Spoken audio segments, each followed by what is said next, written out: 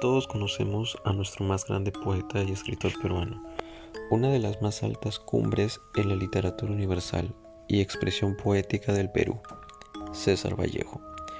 Flava Salvaje fue la segunda obra en prosa que publicó Vallejo en el año 1923 y fue calificada como novela psicológica.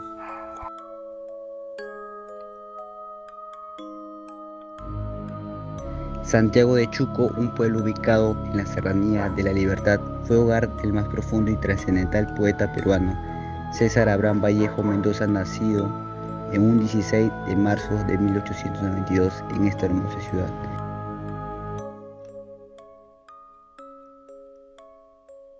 Su padre, don Francisco de Paula Vallejo Benítez, un hombre cual se le conocía por ser capaz de resolver diversos conflictos que se ocasionan entre los pobladores. Su madre, doña María de los Santos Mendoza Rionero, fue una mujer que se dedicaba a las tareas de su hogar y a la crianza de sus hijos. Este matrimonio tuvo 12 hijos, siendo César Vallejo el último.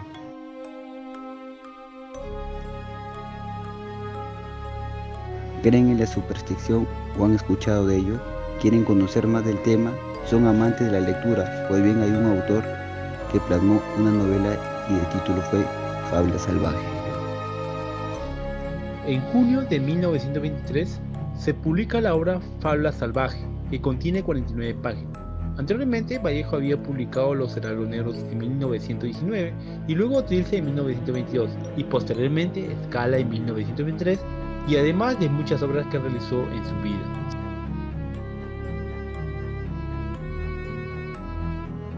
Tiene como personajes principales a Balta Espinar, que es el esposo de Adelaida, un campesino de los Andes que vivía en una cabaña presentando síntomas psicopatológicos.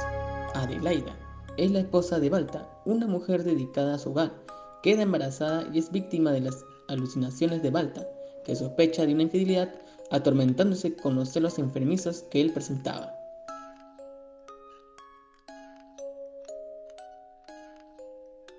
Santiago, hermano de Adelaida. Antuca, madre de Adelaida. Niño de Adelaida, que nace el mismo día de la muerte de su esposo.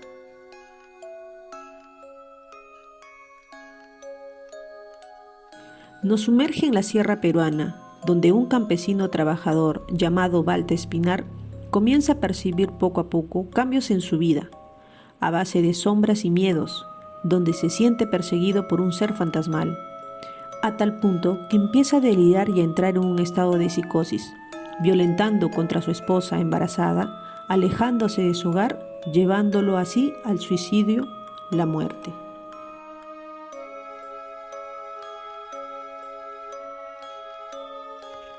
Balta despierta y sobándose los ojos se dirige a la puerta. Cae en el corredor, descuelga un pequeño espejo viéndose en él. Hubo un estremecimiento súbito y aquel espejo se hizo trizas en el piso.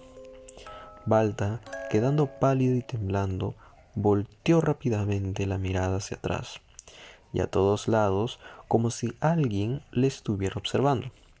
Después Balta retorna a su hogar, cuenta lo ocurrido a su joven esposa Adelaida. Luego se suma el sonido de una gallina, que para ellos es de mal augurio, al igual que el espejo roto.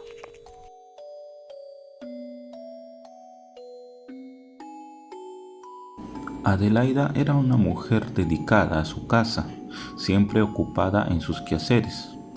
Un día, Balta se encontraba lejos de su hogar y su mujer, agotada con tantas cosas que hacer, fue al corral y sacó a Rayo.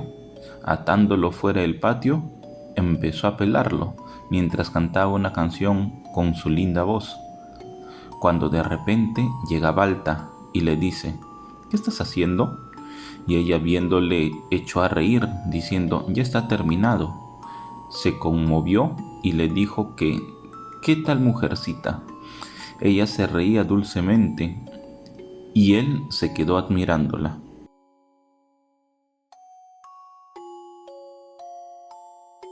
Desde que ambos se unieron en matrimonio, era la primera vez que Balta se veía atormentado por aquellos pensamientos.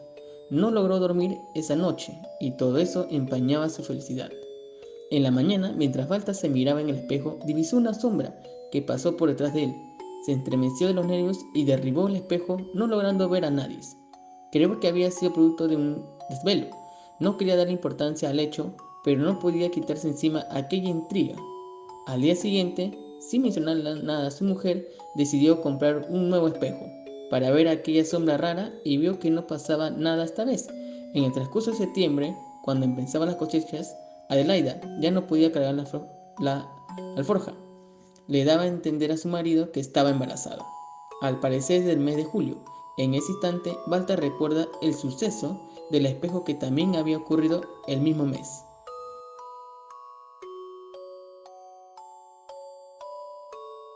Cansado de llegar del trabajo, se dispuso a dar de beber agua a sus bueyes en la laguna cerca a su casa. En ese momento, mientras bebían el agua, salta bruscamente. Asustado por observar una sombra reflejada en el agua, pensando que tenía a alguien en su espalda, comienza a buscar a su alrededor. ¿Quién es ese extraño acosador? Preocupado por esos sucesos, piensa en decirle a Adelaida, pero se mantiene en silencio respecto a ese tema. Al dirigirse al pueblo, se encuentra con un colega del colegio que le cuenta la situación de lo que estaba pasando. Entre carcajadas, el colega le menciona que también estuvo pasando lo mismo, pero alguien le dijo que eso era principios de la locura y que tenía que cuidarse. La mirada de alguien lo seguía y él se sentía asustado. Su esposa estaba preocupada porque no dormía por las constantes pesadillas que tenía. Llegó al punto de tener miedo de ir al pueblo. Adelaida lo trataba de convencer de ir al pueblo a comprar cosas que necesitaban en casa. En los días de enero, cuando aparecen las lluvias, sentía un ambiente de incertidumbre. Balta empieza a preocuparse. Los animales empezaban a comportarse agresivos, a tal punto de desesperar a Balta. Adelaida le menciona la necesidad de ir al pueblo, pero él le reprochaba, de una manera grotesca: aún hay cosas que hacer.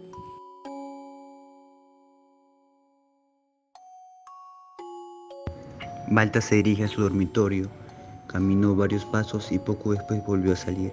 En ese momento se tropieza con una madera, se arrastra hasta la punta de un clavo. Él tenía el espejo en una de las manos y poco después se vio en el cristal un segundo, pero se quedó atónito y se preguntaba lo que vio.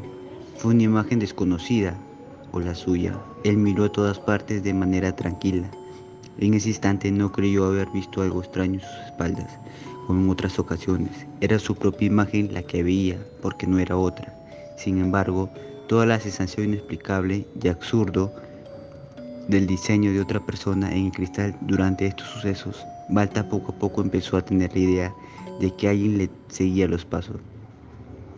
Quería fijarse en la imagen que veía en el cristal.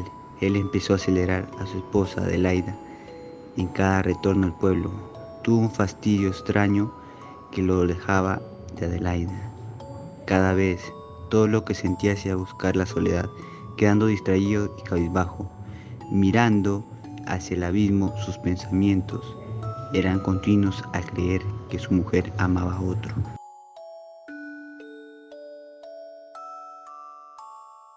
Hasta ese momento, la esposa de aquel campesino no había observado nada misterioso de lo que se pensaba sobre ella y su cariño, ya que la cegaba el amor que tenía por Balta. Pero ella veía en su exterior que no era el mismo de antes. No tenía ni idea del porqué de todo esto. Adelaida estaba muy desesperada por la situación. Quería saber qué pasaba con su esposo. Todo lo que ella planeaba le salía mal. Cuando Balta regresaba del solitario espacio, su esposa lo esperaba muy ansiosa en su hogar. Salía al patio y le preguntaba: ¿dónde has estado, Balta? Pero él entra sin decirle nada, y al día siguiente, Santiago ingresa a la habitación de su hermana Adelaida y la vio muy triste, llorando, pero él no le preguntaba nada.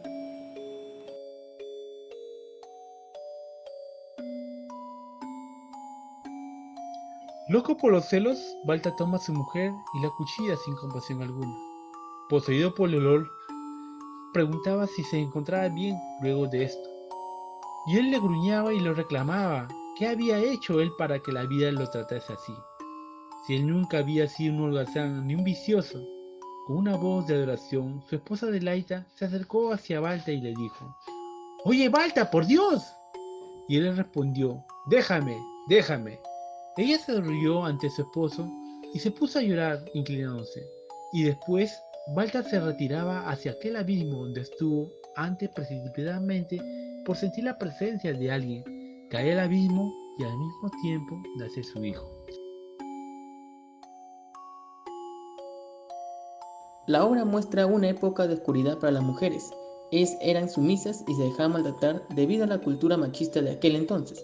Por ello Vallejo plasmó en este escrito todo lo que observó en la etapa de su vida.